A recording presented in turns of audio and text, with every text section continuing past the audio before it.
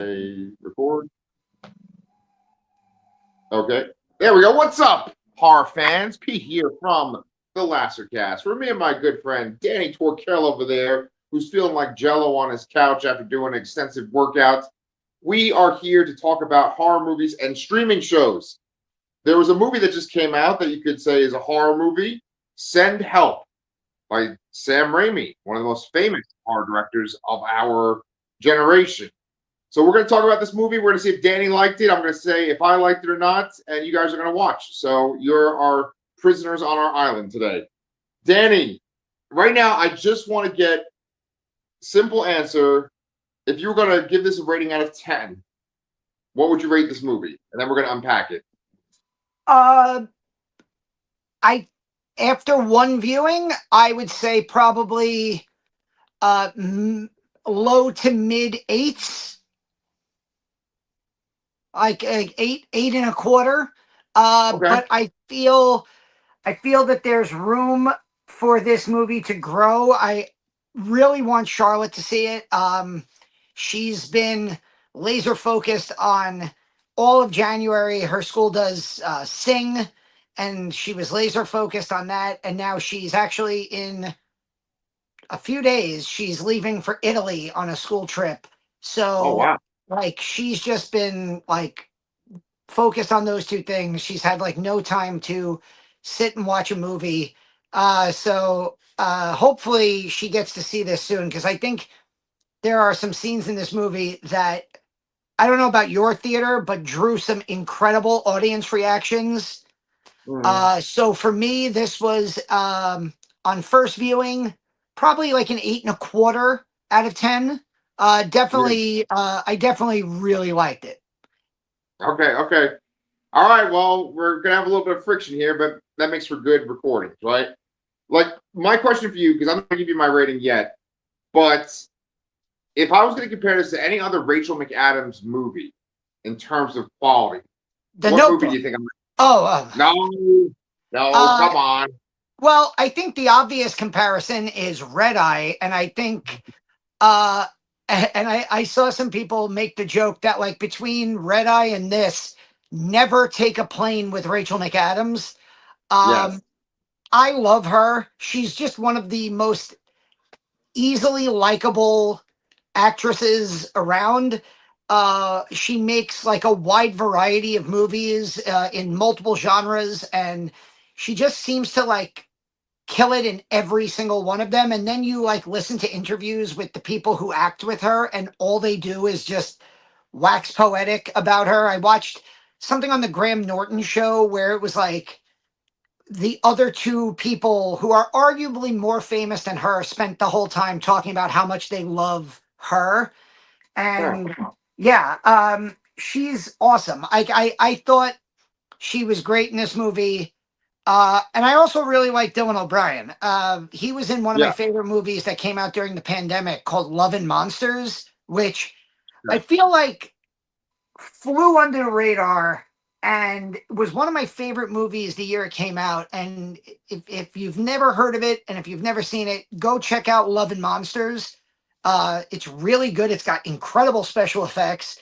Uh, really loved it.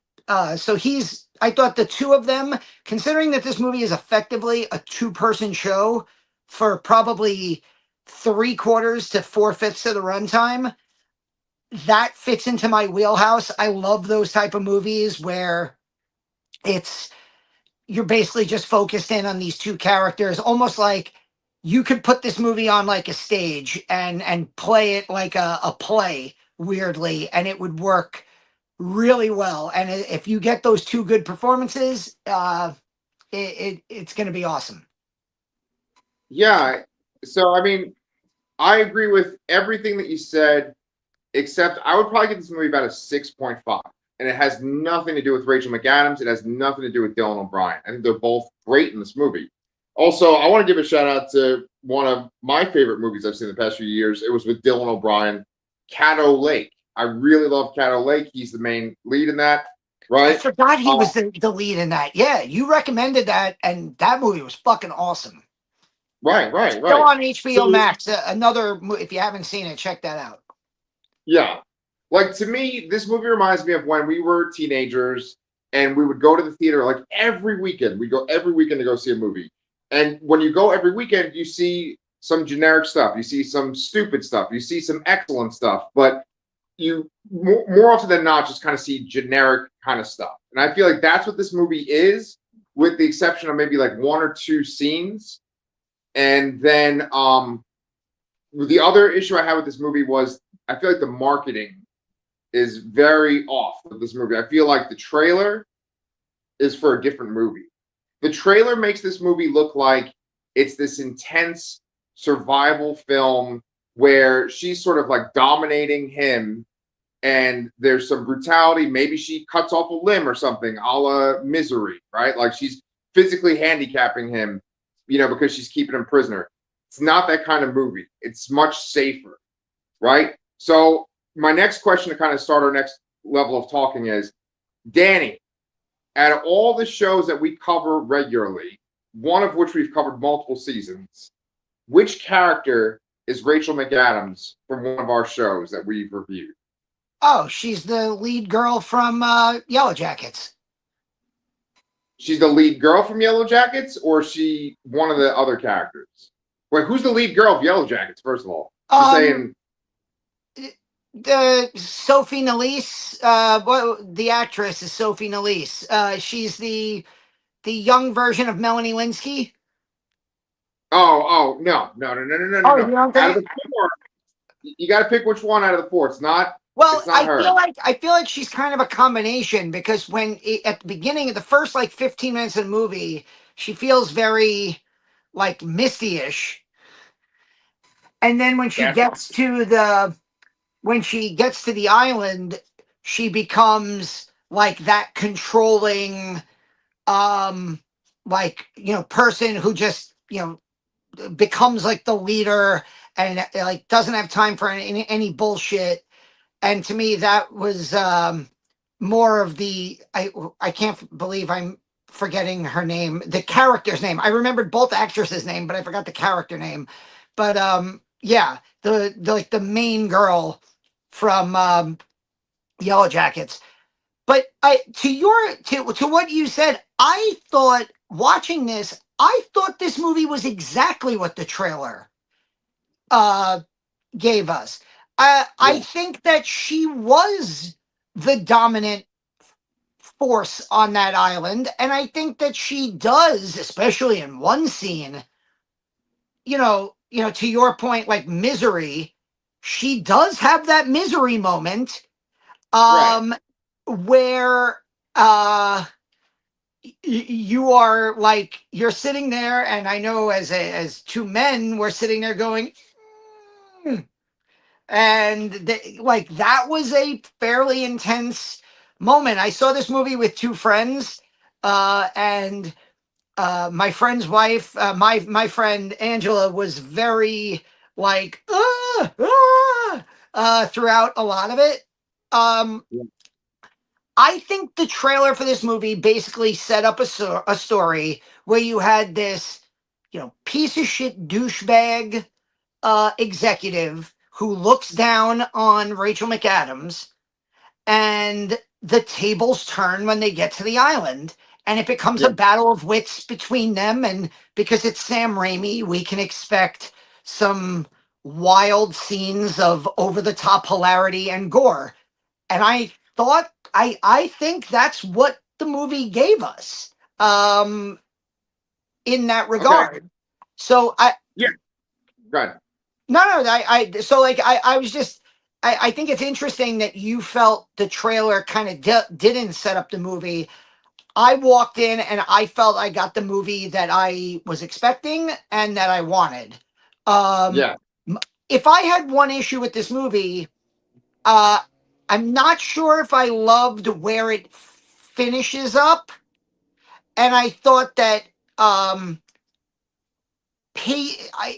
maybe the pacing in the second half of the movie was a little bit off. Yeah. But those were never, those I wasn't sitting there in the movie theater going like, come on, movie, let's go. Like I kind of like thought about that towards the end, just like, oh, I I had a feeling that there was going to be some type of ending like that, but I didn't particularly love that. And I guess we'll put a spoiler warning now at the 10-minute mark. So uh, if we get into spoilers, you stop Keep it watching. moving. Yeah, Yeah. I posted a short review on the channel, 60 seconds. I don't spoil anything, and then come back and watch the rest of this when you're done. But yeah, so spoiler warning. I didn't love the fact that it ended up after spending what an hour plus on the island. I wasn't. I didn't love the like ends in that beautiful home built on the side uh, of this island. I kind of thought they were going to do something like that, where it turns out after an hour of them on the island, they like stumble into like spring break, and there's like Yeah. big parties going on, and they're like covered in blood, and everybody's like, "What the fuck is going on?" I thought it was going to be something silly like that. Right. The her having, I thought that that ending kind of like poked at her character a little bit, because she was like the idea that like she was so survivor mindset, and she was so good at just adapting to her surroundings, and then for them to be like, oh, she found this house weeks ago and she's been going and grabbing stuff from it every day to like help her. I felt like that kind of worked against like why we were rooting for her. Yeah. Um Also, I don't even know if I would have included the parts with the fiance and the other guy coming back. I thought that was I get what he was doing there, where um but I'm not sure if I love those parts. But again, it even if the parts that I didn't love, they didn't hurt the overall effect of the movie for me. I still got a kick out of a lot of what I was watching. Okay. All right. Well, there's a lot to unpack there. I'm going to do what I can right now. Like, this movie was written by Mark Swift and Damian Shannon. Now, they wrote Freddy versus Jason, and they wrote the Friday the 13th reboot too, right? So talking about like our younger selves and stuff, that was a long time ago. Movies we watched, were a lot younger. I kind of feel like it makes sense that these guys wrote this movie as well. And I think that they were absolutely inspired by the show of Survivor. And I was a big Survivor fan for years and years and years, up until maybe like 2 or 3 years ago when they changed the format a little bit, and I just kind of fell off watching it.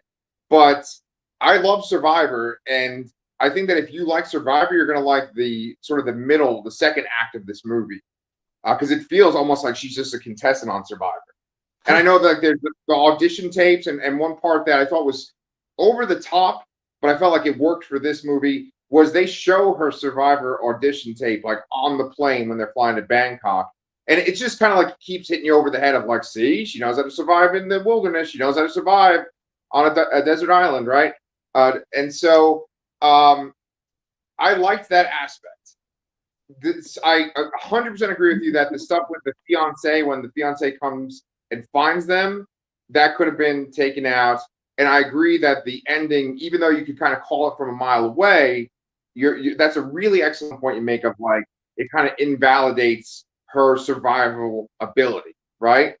But I've already talked about Yellow Jackets, and what I was saying about the marketing being off is that the marketing made it seem like this was sort of a brutal film, and I was kind of expecting more suffering of them being on an island, right? I actually think that if we're going to go with the angle that she found a house and she's secretly taking things from the house and feeding him with them, or finding knives and stuff, I actually think that they should have revealed that earlier on and built up the tension of that she was keeping a secret from him, that she knew this secret house, and that like that's the tension right there is, oh, is he going to find out?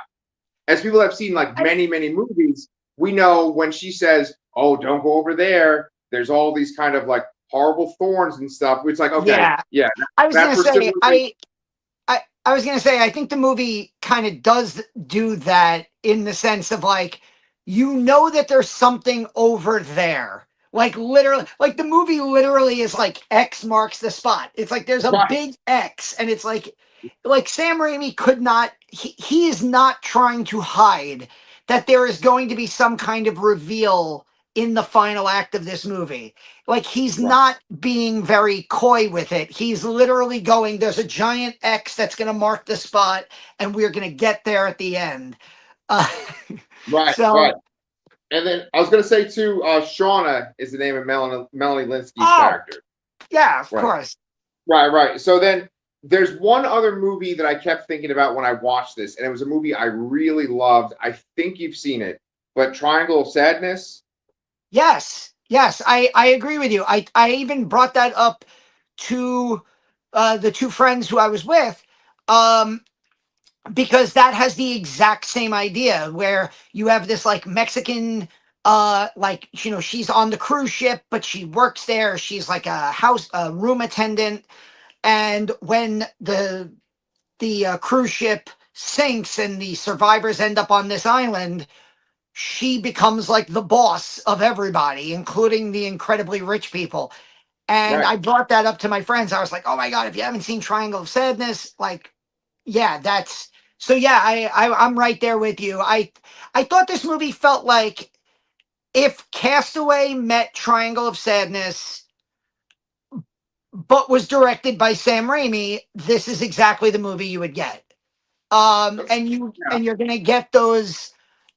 I think I do. Maybe I see your point about like, to me, this movie had two or three, I'll say three moments where the audience reaction was so crazy. You Okay. have the boar, you have the misery scene that we said, where, or better, maybe we can call it the hard candy scene if you've seen that movie. Yeah. And then there Yeah. is the vomit scene, Oh which, yes. Yes. Yes. I forgot which about that. Yeah. which again, if you're a Sam Raimi fan, that felt like he was just going back into his drag me to hell playbook. And for some weird reason, like I know that like vomit makes people like when you see vomit on the screen, it makes you like go, "Ugh, ugh." I find very few things funnier than Yeah. characters throwing up in movies. Like Yeah. I almost like lost it completely in Team America World Police when there's like Oh that yeah. extended scene, Drag Me to Hell. And then this, every time I just kept hysterically laughing.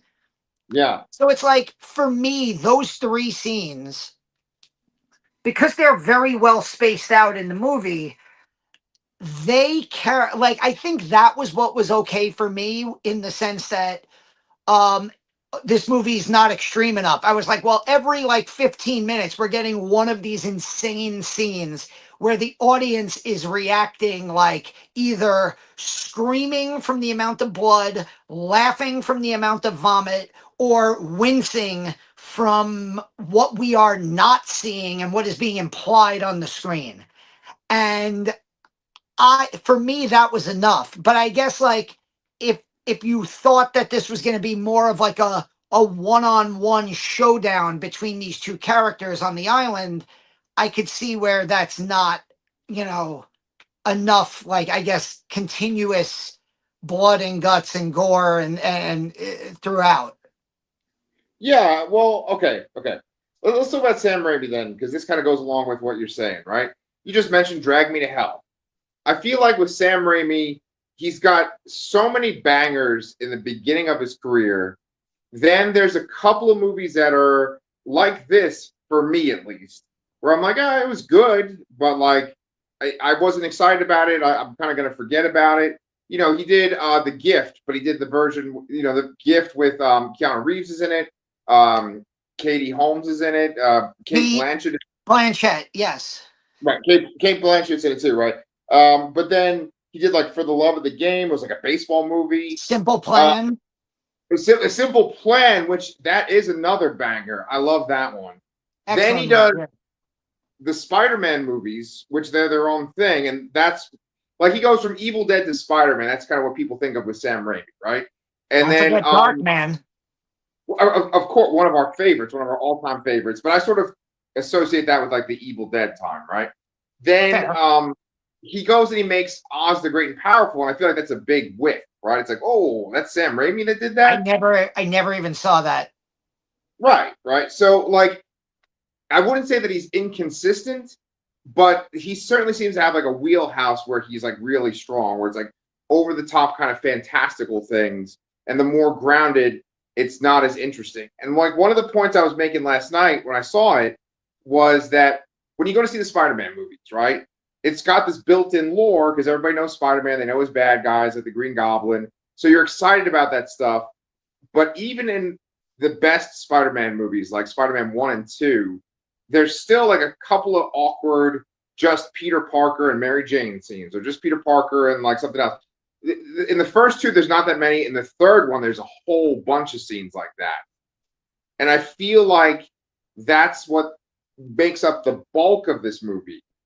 Even though there are great moments, the bulk of it is this kind of awkward interaction between these two characters. Now, there's one great scene where they're sitting together at night and he's talking about his mom and his dad. And you're like, oh, okay, that's good. We're learning about him. Great, right? But there's this one scene where she like brings this tray of like sushi over and she's eating it and he's kind of wanting to beg her, but you don't like feel that tension. It just feels awkward. It's not like super funny. It's not tense. It's just her eating slowly and talking to him. Then there comes the scene, the castration scene, where she says, I was at the mercy of like a horrible boss, but I couldn't do anything. And I was like, I want more scenes where she says something like that, but it doesn't have to be this super intense castration scene. You know, that's what I'm saying is that like a lot of the movie was just kind of like, all right, well, I know you're going to hit these certain beats. Like, can we get to those beats? You know? I don't know. I felt that the awkwardness between the two characters felt natural given the opening 15 minutes of the movie, and given the reversal that those two characters have once they are on the island. And I like that the awkwardness led to tension, but it also made, as an audience member, it made me like tension in the sense that like, where are they going with this? Like, I wasn't sure, but I don't think that's a negative, so to speak. Like, like there were parts of the movie where I was like, are they going to like have them end up together? Like, because that would be a weird ending to this movie if like when he's saying like, you know, my dad was a piece of shit and my dad wasn't there and my mom was a piece of shit and basically told me this is how I'm supposed to live my life. And she mentions how she actually was married and her husband died, and like there's this like weird backstory of like, I thought it was going to be revealed that she just flat out killed the husband, Right. but the Right. idea that like she handed him his car keys when he was drunk and basically was like, here, go kill yourself, I don't fucking care. Right. And so like they're like really sharing these like dark intimate moments of their lives, and I'm like, are they going to find some kind of chemistry, because they have like a weird chemistry together. That's what I loved about that hour of the movie, of it just being them, hour plus of the movie, is they have really good chemistry. Like they could make a rom-com together in their next movie, and I would totally buy that they are a couple that like each other. Because like I was like, and I was invested in like, oh, so that's where the movie's going. And then like literally the next scene, he poisons her and his boat falls apart and she's throwing up into his mouth. And I'm like, I fucking like, unbelievable. Like, I love Yeah. it. I don't know. Like I feel that their chemistry or their anti-chemistry that worked for what they were doing, and those scenes didn't drag for me, or like I think it was intentionally awkward, and the awkwardness led to a tension that made me more invested as a viewer. Because I kind of, like you said before, like with the X marking the spot, like I knew that something was going to happen at the end of the movie, but I Right. wasn't sure how they were going to get there. Like I Right. wasn't sure if they were going to literally end up having sex, and then he finds out that she's known about this house the whole time, and he turns on her and be like, what the fuck? Like we could have been rescued weeks ago, and you've Right. just been doing like I thought the movie was going in that direction, where he was going to end up being quote unquote the good guy who falls in love with her, appreciates her, like, and you know, and then realizes that she's been hiding this secret, and then he turns on her at the end, Right. and kind of, and in a way they almost do that, minus like the sex and falling in love, uh especially given that she murders the fiance and that poor fisherman guy. Right. uh No, see, like Danny, what you just described, I feel like I would have enjoyed that movie a lot more. Like I stand by what I said, where it's like if they showed a scene where she found that house, that complex, and she's like all in wonder at like, oh, I can't believe all this is here, and she starts bringing things. Then you have scenes where they're talking, and it seems dire on the beach, but then he's like, "Where did you get that?" And she has to think on her toes and be like, "Oh, I found this from the wreckage or something." That's more exciting and compelling. Like I feel like we just kind of meander a bit in the middle of the movie, except for a few like kind of shocking, sensational scenes. And what I want to bring it back to is the scores by Danny Elfman, right? And the person I was with, they're like, oh look, Danny Elfman, and then right away they were like, oh, she's Catwoman from Batman Returns. And it's like, yes, she's Selena Kyle in Batman Returns, and it is like a superhero movie because essentially she's like the nerdy underling who her life seems kind of pathetic. Then the moment where she gets her power or she becomes the character is when they crash and she becomes this survivor person. And there's actually one scene that has no real consequence in it, but I actually really love this scene a lot. And it's when she's foraging and stuff, and she goes to a waterfall and she looks at her reflection in the waterfall and she likes the way she looks. I was like, I that really is like that. Go ahead.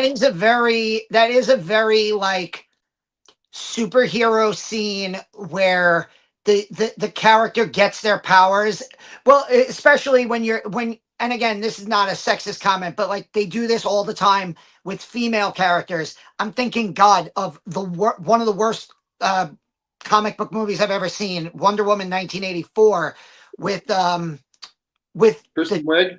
Kristen Wiig, where it's like she all of a sudden, like her character couldn't walk in high heels, and then she gets power, and suddenly she's like walking in high heels, and she's got like this sexy walk, and she's beautiful, or like they take off the glasses, and all of a sudden they're good looking, and yeah, but I feel like that's Sam Raimi, like he was doing those comic book things Right.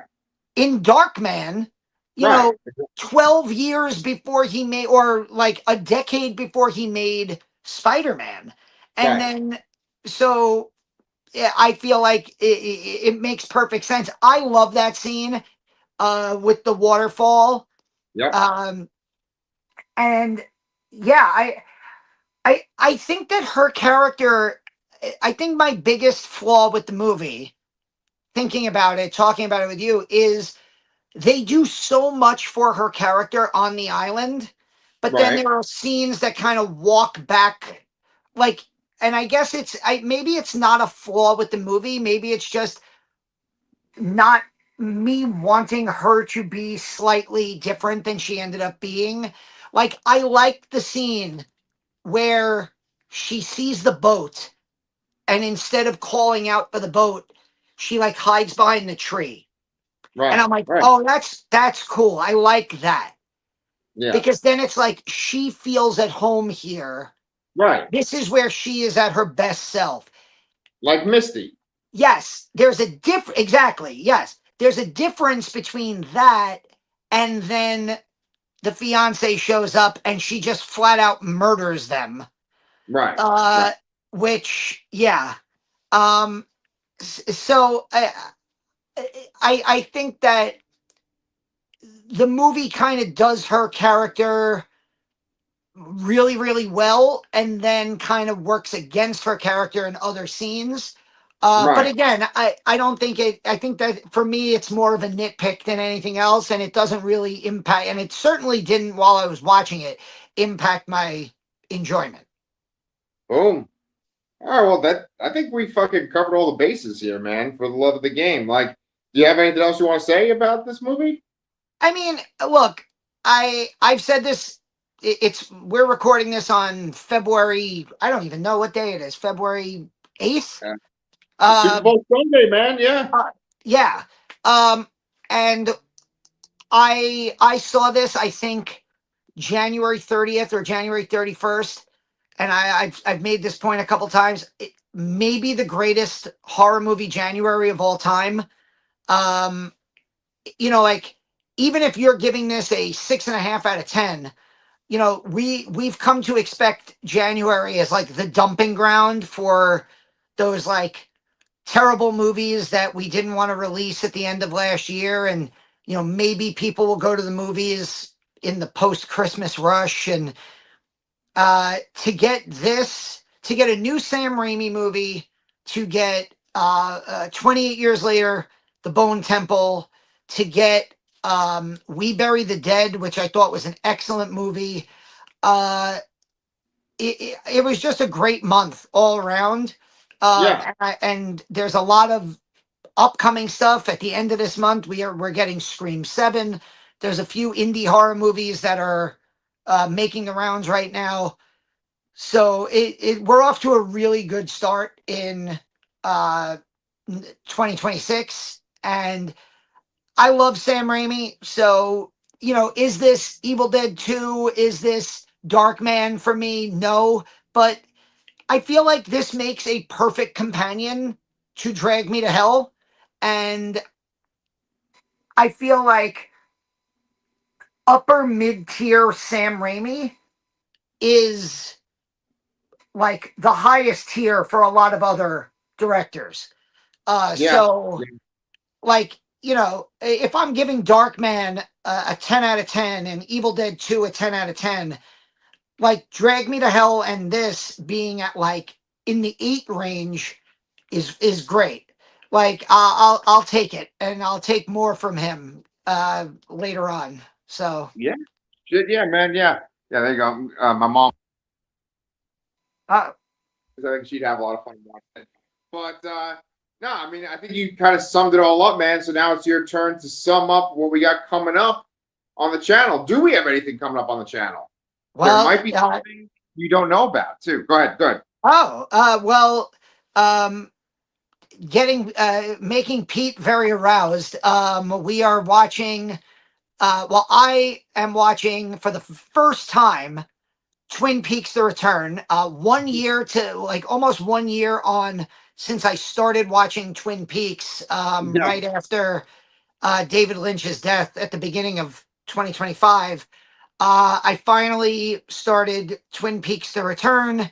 I'm about 10 episodes in, so we're going to cover Twin Peaks: The Return, which you could watch on Paramount Plus right now. Uh, and aside from that, we have a few more shows are coming. I think Godzilla, Monarch is coming out with a second Yeah. season soon. I thought I was going to surprise you with that one, but yeah, it's coming at the end of this month. It's like February 27th or something. Yeah, so Yeah. that'll be good. Yeah. Yeah, and like I said, like there's a lot of movies coming out in February or early March. There's like a movie called Whistle I've heard is really good. There's a movie called Undertone, which I've heard good things about. And then obviously at the end of this month, Scream 7, which I'm sure will get everybody very excited. I just read the book on the Scream franchise, which was excellent. What's Uh, it called? uh, your favorite scary movie? Oh, awesome. Yeah, Okay. I forgot. Yeah, I think the writer's name is I don't want to Ashley Cummings, or I think it's Ashley Cummings or Allison Cummings. Ashley, let's say Ashley. But yeah, but your favorite scary movie. And the best part is I read it on Audible and it's narrated by Roger Jackson, the voice of Ghostface. So Oh, that perfect. was That is really perfect. cool. And they go into everything, all the movies, even some of the controversies about the new movie coming out. So yeah, if you're interested, if you're excited for Scream 7, I highly recommend checking that book out in the next month before Scream 7 hits theaters. Fuck, I didn't even know about that book. I'm gonna check that book out. That sounds awesome. Yeah, guys. Well, so that's the drill. You know, it's coming up. We got Monarch coming out pretty soon. Scream 7, like Danny said. We hope that you guys enjoyed this review. You can always leave a like. Please subscribe if you haven't at this point. And please do. We'll keep bringing the content. And if we don't, you can cut off our ball.